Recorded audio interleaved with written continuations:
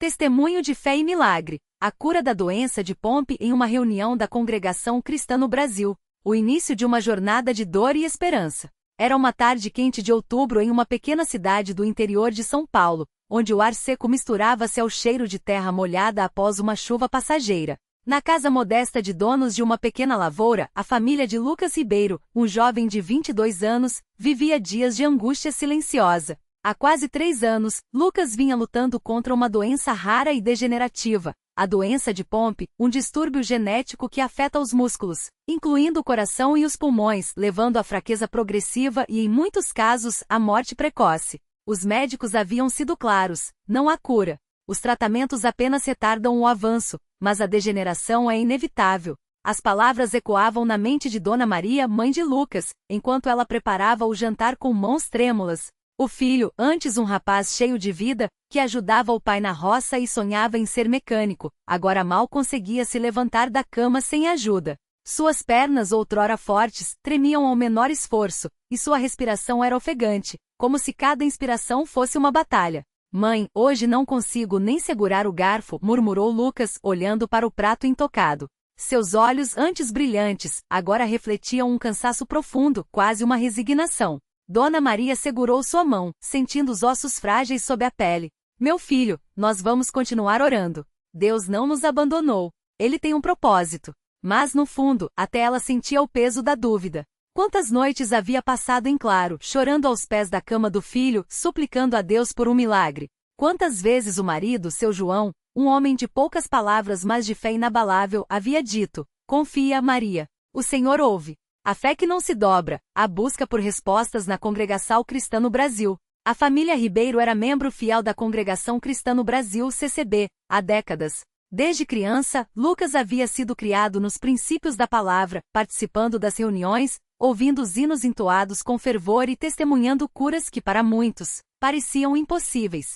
Mas agora, diante da própria dor, era difícil não questionar. Por que eu, Senhor? Lucas sussurrava em suas orações noturnas. Um domingo, após a reunião de doutrina, o presbítero Antônio, um homem de barba branca e voz serena, aproximou-se da família. Irmãos, não desanimem. A fé não é a ausência de provações, mas a certeza de que Deus está no controle. Lembrem-se de Jó. Mesmo nas piores aflições, ele não amaldiçoou a Deus. Dona Maria assentiu, enxugando uma lágrima. Mas, presbítero, é tão difícil ver meu filho assim. Eu sei, irmã. Mas Deus não olha para a nossa força, e sim para o nosso coração. Continuem buscando-o em oração.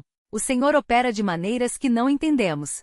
Essas palavras ecoaram em Lucas nos dias seguintes. Ele começou a se apegar ainda mais às reuniões de oração, mesmo quando a fraqueza o impedia de ficar em pé por muito tempo. Seu João, com sua fé simples mas profunda, carregava-o nos braços quando necessário, dizendo: vamos, filho, o Senhor está aqui. Ele não esqueceu de você. O dia que tudo mudou, uma reunião que marcaria a história. Era uma quinta-feira à noite, dia da reunião de oração na CCB. O salão estava lotado, o ar pesado com o cheiro de velas e o som dos hinos sendo cantados em uníssono. Lucas, sentado em uma cadeira próxima ao púlpito, sentia o corpo pesado, mas seu espírito estava atento. O ministro da palavra, irmão Daniel, um homem de voz firme e olhares penetrantes, falava sobre a fé que move montanhas. Irmãos, Jesus disse: tudo o que pedirdes em oração, creiam que já o recebestes, e tê-lo-eis. Marcos 11h24. Não é uma questão de se Deus vai responder, mas de quando. Lucas fechou os olhos, sentindo uma paz inexplicável invadir seu coração. De repente, uma força sobrenatural parecia envolvê-lo. Seu corpo, antes rígido e dolorido, começou a tremer levemente. Ele abriu os olhos e viu o ministro Daniel olhando diretamente para ele, como se soubesse que algo estava prestes a acontecer. Irmão Lucas chamou o ministro, estendendo a mão. Vem aqui à frente. Com esforço, Lucas tentou se levantar. Para sua surpresa, suas pernas, antes fracas, responderam com uma força que não sentia há anos. Ele se apoiou no braço do pai e, aos poucos, caminhou até o púlpito. O salão ficou em silêncio absoluto. Glória a Deus! Alguém exclamou ao fundo. O ministro Daniel colocou as mãos sobre a cabeça de Lucas e começou a orar em voz alta. Pai Celestial, Tu que és o Deus de impossíveis, que saraste os enfermos nos dias de Jesus e continuas a operar milagres hoje, nós te pedimos. Liberta este jovem da enfermidade que o aflige. Em nome de Jesus, ordenamos que esta doença saia do seu corpo, que seus músculos sejam restaurados, que seu coração e seus pulmões sejam fortalecidos. Que a glória do Senhor se manifeste aqui nesta noite. De repente, Lucas sentiu algo queimar por dentro, como se uma corrente elétrica percorresse seu corpo. Ele caiu de joelhos, não por fraqueza, mas por uma força avassaladora que o fazia tremer. Então começou a chorar, não de dor, mas de alegria indescritível. Estou curado! Gritou, levantando-se sozinho, sem nenhuma ajuda. O salão explodiu em louvor. Homens, mulheres e crianças começaram a cantar, a chorar, a abraçar uns aos outros. Dona Maria correu para o filho, abraçando-o com lágrimas nos olhos. Meu filho está curado. Seu João, de joelhos, agradecia a Deus com as mãos levantadas. Glória a ti, Senhor! Tu és fiel. O milagre confirmado, médicos atonitos e uma vida transformada. Nos dias seguintes, a notícia da cura de Lucas espalhou-se como fogo. Médicos que o acompanhavam há anos ficaram atonitos. Exames que antes mostravam degeneração muscular avançada agora apresentavam músculos em perfeitas condições. Seu coração, antes comprometido, batia forte e irregular. Os pulmões, antes fracos, agora funcionavam sem qualquer auxílio. Isso não tem explicação científica, disse o Dr. Carvalho, neurologista que acompanhava o caso.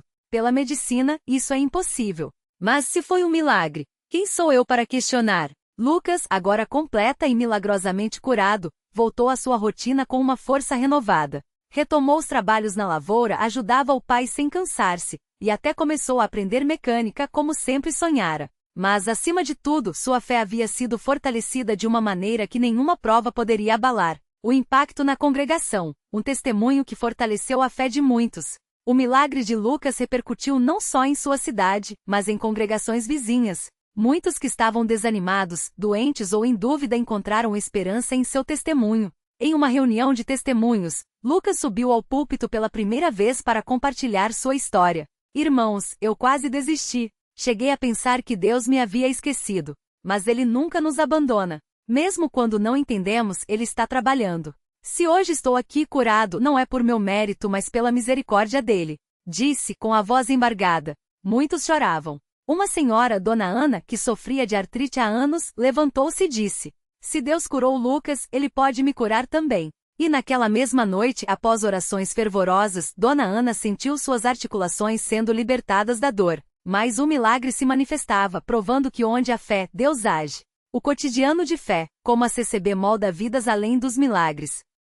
Mas a vida na congregação cristã no Brasil não era feita apenas de milagres espetaculares. Era feita de pequenos gestos de amor, de disciplina espiritual e de uma comunhão que ia além das palavras.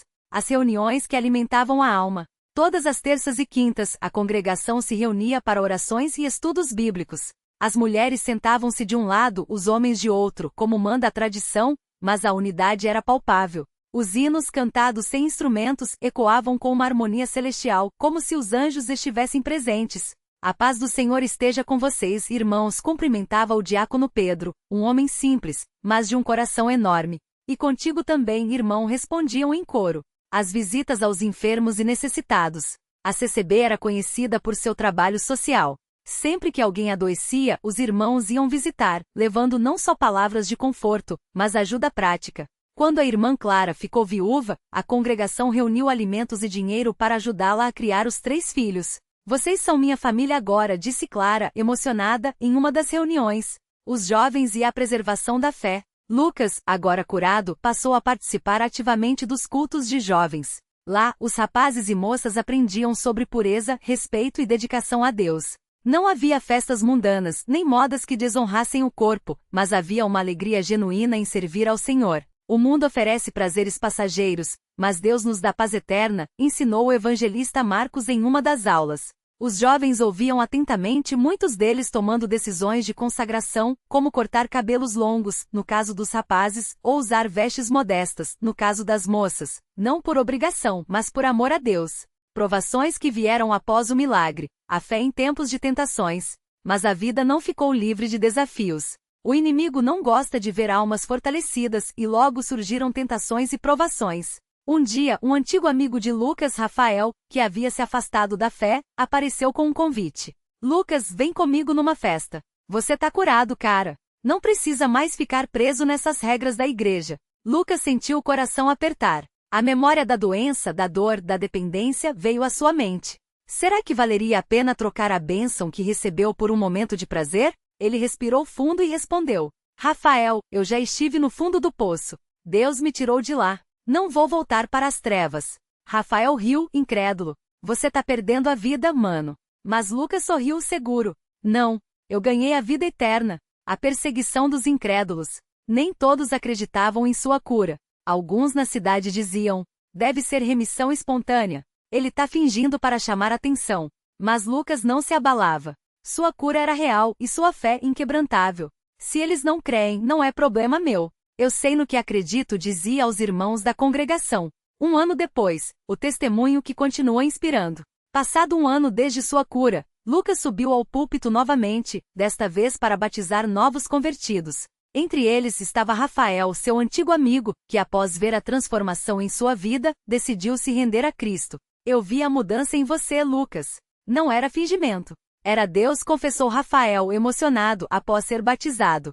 A congregação celebrava mais uma alma salva. E Lucas, agora não só curado, mas um instrumento nas mãos de Deus, continuava sua jornada, levando esperança a outros que, como ele, precisavam de um milagre. A mensagem final: Deus ainda opera milagres. Hoje, quando perguntam a Lucas como ele se sente, ele responde com um sorriso: eu sou uma prova viva de que Deus não mudou. Ele ainda cura, ainda salva, ainda transforma vidas. Não importa quão profunda seja a sua dor, quão impossível pareça a sua situação, com Deus tudo é possível. E assim, em uma pequena cidade do interior de São Paulo, o testemunho de um jovem que foi curado da doença de Pompe continuou ecoando, fortalecendo a fé de muitos e provando que onde há um coração sincero buscando a Deus, milagres acontecem.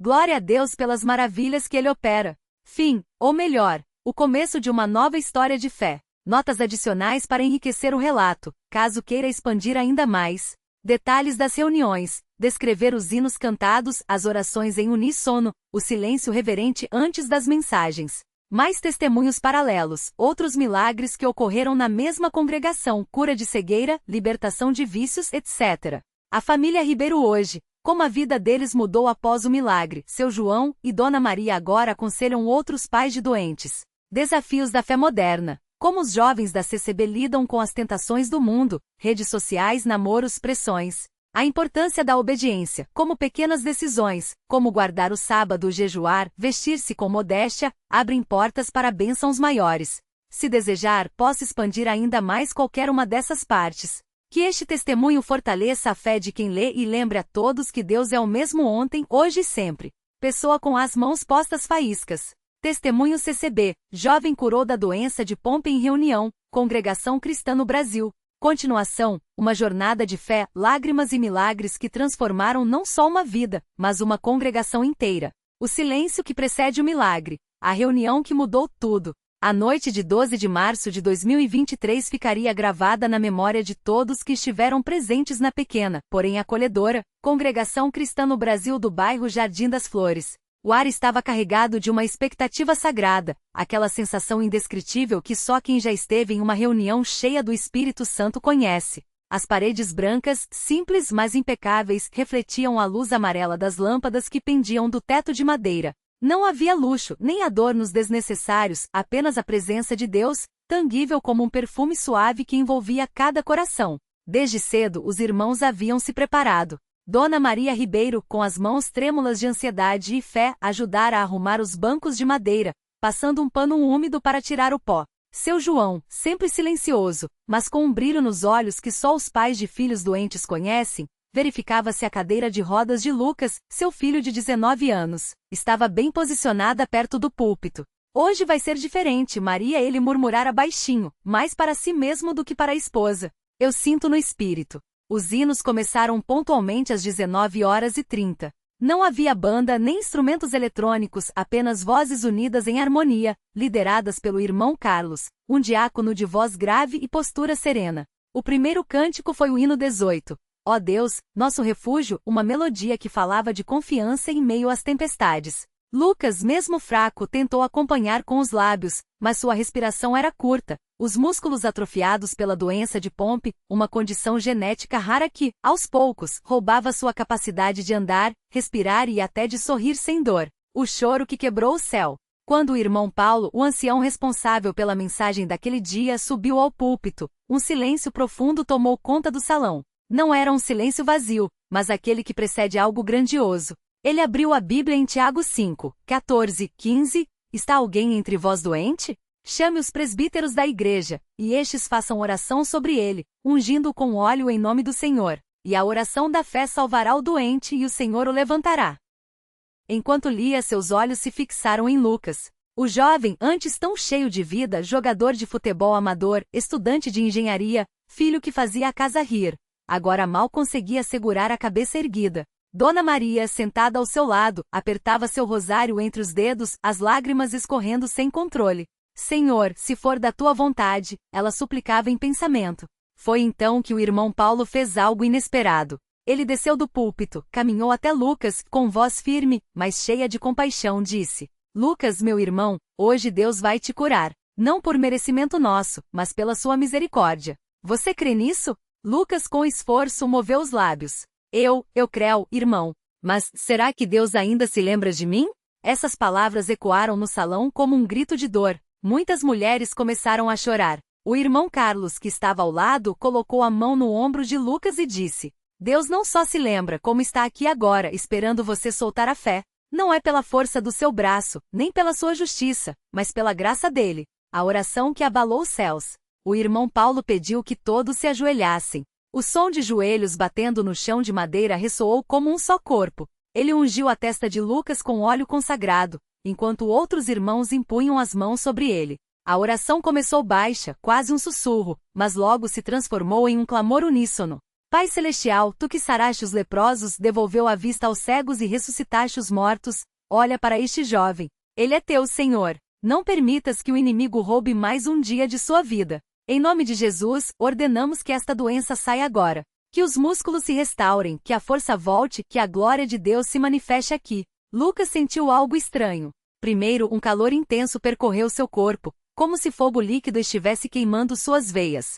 Depois, uma dor aguda nas pernas, como se 1000 agulhas o espetassem ao mesmo tempo. Ele gritou, não de medo, mas de surpresa: Mãe, eu sinto minhas pernas. Dona Maria, de joelhos, levantou a cabeça, os olhos arregalados. Meu Deus, ah meu Deus! O irmão Paulo, sem tirar as mãos de Lucas, ordenou: Em nome de Jesus, levante-se. E então, Lucas se levantou. A princípio trêmulo, como um bebê aprendendo a andar, mas depois com mais firmeza. Ele deu um passo, depois outro, e outro. A congregação explodiu em louvor. Mulheres choravam, homens gritavam glória a Deus, e crianças, sem entender bem o que acontecia, pulavam de alegria ao ver o tio Lucas andando. O milagre que não parou ali, outros testemunhos naquela noite. Mas Deus não havia terminado. Enquanto a euforia pela cura de Lucas ainda tomava conta do lugar, a irmã Ana, uma senhora de 65 anos que há anos sofria de catarata avançada, levantou-se tremendo e gritou: Eu enxergo sem óculos. Ela jogou seus óculos no chão e começou a ler um versículo da Bíblia que estava na mesa ao lado, Salmos 119, 105, sem qualquer dificuldade. Tua palavra é lâmpada para os meus pés e luz para o meu caminho. Logo depois, o jovem Rodrigo, de 22 anos, que lutava contra a dependência de drogas há mais de 5 anos, caiu de joelhos e começou a chorar. Irmãos, Deus me libertou agora. Eu sentia um vazio, uma vontade louca de usar. Mas agora, é como se algo tivesse saído de mim. Estou livre. A reunião, que deveria terminar às 21 horas, estendeu-se até quase meia-noite. Não havia mais espaço para dúvidas, Deus estava ali operando maravilhas. A vida após o milagre, uma família transformada. Nos dias que se seguiram, a casa do Ribeiro tornou-se um ponto de peregrinação. Pessoas de congregações vizinhas vinham ouvi-los contar o testemunho. Lucas, que antes mal conseguia segurar um garfo, agora ajudava o pai na marcenaria da família. Seu João, que sempre foi um homem de poucas palavras, passou a dar estudos bíblicos em sua casa, usando a história do filho como prova de que Deus ainda faz milagres. Dona Maria, que antes vivia em constante angústia, agora liderava um grupo de oração para mães de filhos doentes. Ela costumava dizer: se Deus curou meu Lucas, Ele pode curar o seu filho também. Não é questão de merecimento, é questão de fé. Às vezes, a gente ora tanto que esquece de simplesmente confiar. Lucas, por sua vez, tornou-se um exemplo para os jovens da congregação. Muitos deles que antes duvidavam dos milagres antigos descritos na Bíblia, agora viam com seus próprios olhos que Deus não mudou. Em uma reunião de jovens, ele testemunhou: eu já pensei em desistir, já achei que Deus tinha me abandonado, mas ele estava só esperando o momento certo para mostrar o seu poder. Se vocês estão passando por algo difícil, não desistam. A fé não é só crer que Deus pode, é crer que Ele quer fazer por você. Os desafios da fé moderna, como os jovens da CCB enfrentam o mundo, mas nem tudo eram rosas. Mesmo após o milagre, Lucas e seus amigos enfrentavam batalhas espirituais diárias. O mundo lá fora não parava de tentar atraí-los para caminhos perigosos. Lucas, como você consegue ficar na CCB sendo tão jovem? Não tem vontade de sair, curtir, namorar? Perguntou certa vez Marcos, um amigo de infância que havia se afastado da igreja. Lucas, sem hesitar, respondeu: Marcos, eu já tive tudo que o mundo oferece, e quase morri. Hoje eu tenho algo que o mundo não pode dar: paz. Você acha que eu vou trocar a presença de Deus por uma noite de farra que vai me deixar vazio no dia seguinte? Esse diálogo marcou Marcos tão profundamente que semanas depois, ele voltou à congregação, arrependido. Outro desafio era as redes sociais. Muitos jovens da CCB eram bombardeados com mensagens como "vocês são muito radicais", ou "Deus não se importa com roupa ou cabelo". Mas a irmã Juliana, de 19 anos, costumava responder com sabedoria: não é radicalismo, é obediência. Se Deus pediu para nos santificarmos, é porque Ele sabe o que é melhor. Você já parou para pensar que, talvez, as pessoas que nos criticam estejam com inveja da nossa paz? Pequenas obediências, grandes bênçãos. Um dos ensinos mais fortes na vida de Lucas após a cura foi entender que os milagres muitas vezes vêm após a obediência. Ele contou em um testemunho: antes de ser curado, eu achava que guardar o sábado, jejuar ou vestir-me com modéstia eram regras bobas. Mas depois que Deus me curou, entendi: Ele não precisa de nossas obras, mas Ele abençoa quem o obedece. Hoje eu jejuo toda sexta-feira não porque sou obrigado, mas porque quero estar mais perto dele. E sabe o que acontece? As bênçãos chegam de forma que eu nem peço. Sua mãe complementou: filho, lembra quando você decidiu guardar o sábado direito, mesmo com os amigos te chamando para jogar bola? Na semana seguinte, você recebeu uma proposta de estágio na área que sempre sonhou. Coincidência? Não. É Deus honrando a obediência. O legado de uma cura, uma congregação em chamas. O milagre de Lucas não foi apenas um evento isolado. Acendeu uma chama na congregação. As reuniões, que antes tinham 50 pessoas, agora lotavam com mais de 200. Muitos que haviam se afastado voltaram. Outros que nunca haviam pisado em uma igreja começaram a frequentar, atraídos pelos testemunhos. Em uma reunião de ação de graças um mês depois, o irmão Paulo fez um desafio. Irmãos, Deus fez um milagre aqui, mas Ele quer fazer muito mais. A pergunta é: nós estamos dispostos a crer? Não só em curas físicas, mas em curas espirituais, em famílias restauradas, em vidas transformadas? O corinho hino 420, Deus é fiel, foi entoado com tanto fervor que parecia que os anjos estavam cantando junto. E no meio da multidão, uma mãe segurava seu filho autista, chorando e pedindo o mesmo milagre. Um homem viciado em álcool por 30 anos, quebrou todas as garrafas que tinha em casa. Uma jovem que planejava abortar, decidiu guardar a criança após ouvir o testemunho de Lucas. O que o futuro reserva? Hoje, Lucas Ribeiro é um diácono na sua congregação, auxilia no ministério de jovens e estuda para ser missionário. Ele e sua família viajam por várias cidades contando o testemunho, sempre enfatizando: Deus não faz acepção de pessoas. Se Ele curou um, pode curar outro. Se Ele libertou um, pode libertar você. Mas Ele quer mais do que curar seu corpo, Ele quer curar sua alma. E assim, o que começou como uma história de dor e desesperança tornou-se um farol de esperança para milhares. Porque no final das contas, os milagres não são para nos impressionar, mas para nos levar de volta a Deus. Glória a Deus pelas maravilhas que Ele opera. E esta não é o fim, é apenas o começo de uma geração que crê no Deus dos impossíveis. Diamante Azul Pequeno quer saber mais? Como a família Ribeiro lida com as dúvidas de quem questiona o milagre? Quais foram os sinais sobrenaturais que aconteceram nos dias seguintes à cura? Como a ciência tentou explicar o caso e falhou? O que os médicos disseram quando Lucas voltou para novos exames? Se desejar, posso expandir ainda mais qualquer uma dessas partes. Que este testemunho fortaleça sua fé e lembre a todos: Deus é o mesmo ontem, hoje e sempre. Pessoa com as mãos postas faíscas. #DeusFiel, #Milagresdac, #Fé que move montanhas.